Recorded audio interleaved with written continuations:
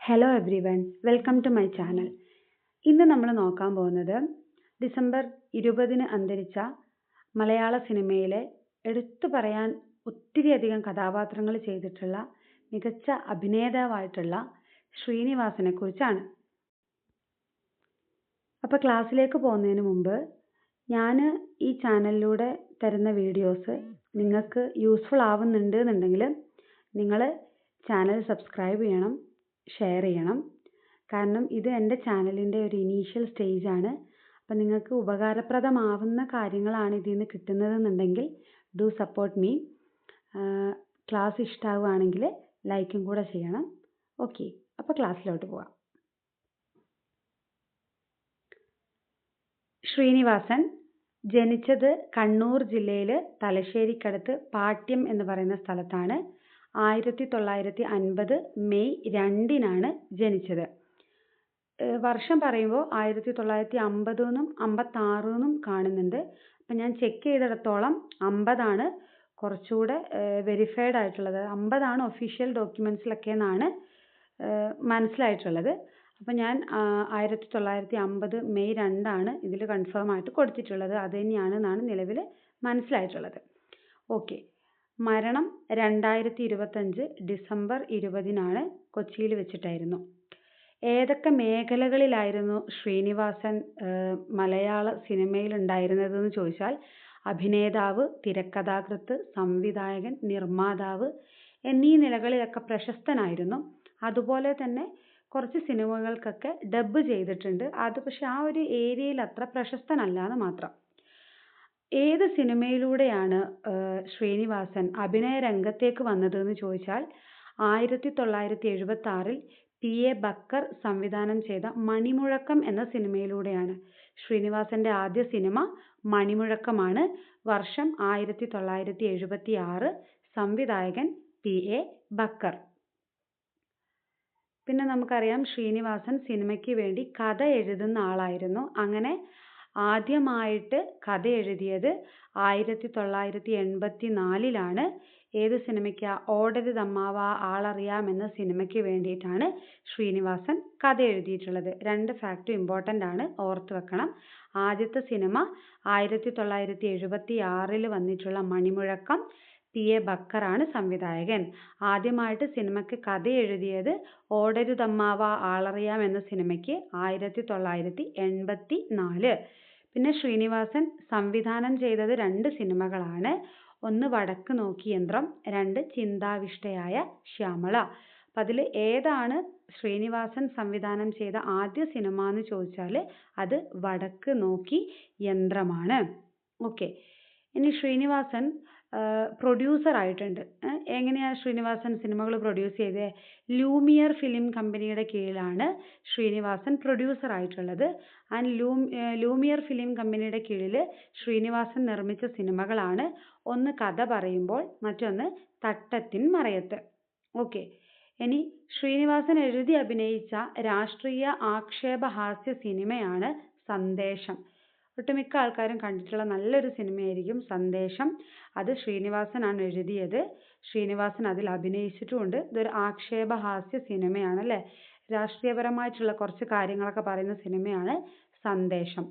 സന്ദേശം എന്ന് പറയുന്ന ഈ സിനിമയ്ക്ക് മികച്ച കഥയ്ക്കുള്ള കേരള സംസ്ഥാന ചലച്ചിത്ര അവാർഡ് 1991 ലഭിച്ചിട്ടുണ്ട്. ഓക്കെ, അപ്പോൾ സന്ദേശം എന്ന് പറയുന്ന സിനിമയ്ക്ക് മികച്ച കഥയ്ക്കുള്ള കേരള സംസ്ഥാന ചലച്ചിത്ര അവാർഡ് ലഭിച്ചു. വർഷം 1991. ആരാ കഥ എഴുതിയത്? ശ്രീനിവാസൻ. ഇനി ശ്രീനിവാസന്റെ നമുക്ക് എല്ലാവർക്കും അറിയാവുന്ന അത്രയും നല്ലൊരു ചിത്രമാണ് ചിന്താവിഷ്ടയായ ശ്യാമള എന്ന് പറയുന്നത്. ആ ചിന്താവിഷ്ടയായ ശ്യാമള എന്ന് പറയുന്ന ചിത്രത്തിന് മികച്ച ദേശീയോദ്ഗ്രഥന ചിത്രത്തിനുള്ള ദേശീയ ചലച്ചിത്ര പുരസ്കാരം ലഭിച്ചു. ലഭിച്ച വർഷം 1998. നമ്മൾ പറഞ്ഞു ചിന്താവിഷ്ടയായ ശ്യാമള ശ്രീനിവാസൻ സംവിധാനം ചെയ്ത ഒരു സിനിമയും കൂടെയാണ്. അതിൽ അഭിനയിച്ചിട്ടുമുണ്ട്. നായകനായി അഭിനയിച്ചത് ശ്രീനിവാസനാണ്. അപ്പം മികച്ച ദേശീയോദ്ഗ്രഥന ചിത്രത്തിന് ദേശീയ ചലച്ചിത്ര പുരസ്കാരം ലഭിച്ച സിനിമയാണ് ചിന്താവിഷ്ടയായ ശ്യാമള. ലഭിച്ച വർഷം 1998. സന്ദേശത്തിന്റെ പോയിന്റ് എന്താ പറഞ്ഞത്? 1991 മികച്ച കഥയ്ക്കുള്ള കേരള സംസ്ഥാന ചലച്ചിത്ര അക്കാദമി അവാർഡ് ലഭിച്ചു. ഇനി കേരളത്തിൽ നിന്നും കിട്ടിയിട്ടുള്ള അവാർഡ് നമ്മൾ സന്ദേശം എന്ന് പറഞ്ഞു. അത് കൂടാതെ ഏതൊക്കെയാണ് കേരള സംസ്ഥാന ചലച്ചിത്ര അവാർഡ്സ് ശ്രീനിവാസന് കിട്ടിയിട്ടുള്ളതെന്ന് ചോദിച്ചാൽ 1989 മികച്ച ചിത്രമായി തിരഞ്ഞെടുക്കപ്പെട്ടത് വടക്കു നോക്കി യന്ത്രമായിരുന്നു. എന്താ വടക്കു നോക്കി യന്ത്രത്തിന്റെ പ്രത്യേകത? ശ്രീനിവാസൻ സംവിധാനം ചെയ്ത ആദ്യത്തെ ചിത്രമാണ് വടക്കു നോക്കി യന്ത്രം. 1989 മികച്ച ചിത്രമായി സെലക്ട് ചെയ്തത് വടക്കു നോക്കി യന്ത്രമാണ്. ശ്രീനിവാസൻ ആണ് അതിന്റെ സംവിധായകൻ. പിന്നെ നമ്മൾ പറഞ്ഞു 1991 മികച്ച കഥയ്ക്ക് അവാർഡ് കിട്ടിയിട്ടുണ്ട്. ഏത് സിനിമയ്ക്ക്? സന്ദേശം എന്ന് പറയുന്ന സിനിമയ്ക്ക്. 1995 മഴയെത്തും മുൻപേ എന്ന് പറയുന്ന സിനിമയ്ക്ക് മികച്ച തിരക്കഥയ്ക്കുള്ള കേരള സംസ്ഥാന അവാർഡ് കിട്ടിയിട്ടുണ്ട്. 1998 ജനപ്രിയ ചിത്രമായി തിരഞ്ഞെടുത്തത് ചിന്താവിഷ്ടയായ ശ്യാമളയായിരുന്നു. സംവിധായകനും നായകനും ആരാണ്? ശ്രീനിവാസനാണ്. 2006 തകരച്ചെണ്ട എന്ന് പറയുന്ന സിനിമയ്ക്ക് വേണ്ടി ശ്രീനിവാസന് പ്രത്യേക ജൂറി പരാമർശം ലഭിച്ചിട്ടുണ്ട്.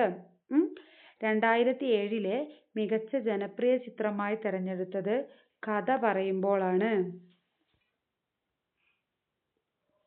പിന്നെ ഞാൻ നേരത്തെ പറഞ്ഞു ശബ്ദം നൽകിയിട്ടുണ്ട് അല്ലേ? ശ്രീനിവാസൻ ഡബ് ചെയ്തിട്ടുണ്ട്. ആർക്കൊക്കെ വേണ്ടിയിട്ടാ? വിധിച്ചതും കൊതിച്ചതും, വിൽക്കാനുണ്ട് സ്വപ്നങ്ങൾ, ഒരു മാടപ്രാവിന്റെ കഥ, KG ജോർജിന്റെ മേള എന്നീ ചിത്രങ്ങളിൽ മമ്മൂട്ടിക്ക് വേണ്ടിയിട്ട് ആര് ശബ്ദം കൊടുത്തിട്ടുണ്ട്? ശ്രീനിവാസൻ ശബ്ദം കൊടുത്തിട്ടുണ്ട്. പിന്നെ ഒരു മുത്തശ്ശിക്കഥ എന്ന ചിത്രത്തിൽ തമിഴ് നടൻ ത്യാഗരാജന് വേണ്ടിയിട്ടും ആര് ശബ്ദം കൊടുത്തിട്ടുണ്ട്? ശ്രീനിവാസൻ ശബ്ദം കൊടുത്തിട്ടുണ്ട്. നമ്മൾ മെയിനായിട്ട് പറഞ്ഞ പോയിന്റ്സ് ഒക്കെ ഓർമ്മ വേണം.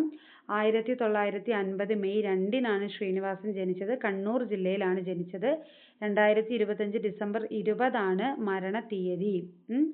ആദ്യത്തെ സിനിമ മണിമുഴക്കമാണ്. 1976 സംവിധായകൻ PA ബക്കർ. ആദ്യമായിട്ട് സിനിമയ്ക്ക് കഥ എഴുതിയത് ഓടരുതമ്മാവ ആളറിയാം എന്നതിനു വേണ്ടി 1984. ആദ്യമായി സംവിധാനം ചെയ്ത സിനിമ വടക്കു നോക്കി യന്ത്രം. ദേശീയ ചലച്ചിത്ര അവാർഡ് കിട്ടിയിട്ടുള്ള സിനിമ ചിന്താവിഷ്ടയായ ശ്യാമള. പിന്നെ ശ്രീനിവാസൻ നിർമ്മിച്ച സിനിമകളാണ് കഥ പറയുമ്പോൾ, തട്ടത്തിൻ മറയത്ത്. ശ്രീനിവാസൻ എഴുതി അഭിനയിച്ച രാഷ്ട്രീയ ആക്ഷേപഹാസ്യ സിനിമയാണ് സന്ദേശം. സന്ദേശത്തിന് 1991 മികച്ച കഥയ്ക്കുള്ള കേരള സംസ്ഥാന അവാർഡ് ലഭിച്ചിട്ടുണ്ട്. ഓർത്തിരിക്കണം. ചിന്താവിഷ്ടയായ ശ്യാമളയ്ക്ക് 98 പുരസ്കാരം കിട്ടിയത്. പിന്നെ 1989 വടക്കു നോക്കി യന്ത്രം, അതായത് ശ്രീനിവാസന്റെ ആദ്യമായിട്ട് ശ്രീനിവാസൻ സംവിധാനം ചെയ്ത സിനിമയാണ് വടക്കു നോക്കി യന്ത്രം. അതിനെന്ത് കിട്ടി? കേരള സ്റ്റേറ്റ് ഫിലിം അവാർഡ് കിട്ടിയിട്ടുണ്ട്. ഓർത്തിരിക്കണം. ഓക്കെ. പിന്നെ ബാക്കി പറഞ്ഞ പോയിന്റ്സും ഓർക്കുക. ഓക്കെ, അപ്പോൾ ഇത്രയേ ഉള്ളൂ. നമ്മൾ പഠിച്ചിരിക്കേണ്ട അത്രയും ഇമ്പോർട്ടൻ്റ് ആയിട്ടുള്ള പോയിന്റ്സ് മാത്രമേ ഇതിനകത്ത് പറഞ്ഞിട്ടുള്ളൂ. ഡീറ്റെയിൽഡ് ആയിട്ടുള്ള വേറെയും കുറച്ചുകൂടി നോട്ട്സ് ഒക്കെ വേണമെന്നുണ്ടെങ്കിൽ പറഞ്ഞാൽ മതി, അതനുസരിച്ച് ചെയ്യാം. Okay, thank you. അപ്പോൾ പറഞ്ഞത് മറക്കരുത്. വീഡിയോസ് യൂസ്ഫുൾ ആവുകയാണെന്നുണ്ടെങ്കിൽ സബ്സ്ക്രൈബ് ചെയ്യണം. അതുപോലെ തന്നെ കൂട്ടുകാർക്കൊക്കെ ഷെയർ ചെയ്ത് കൊടുക്കണം.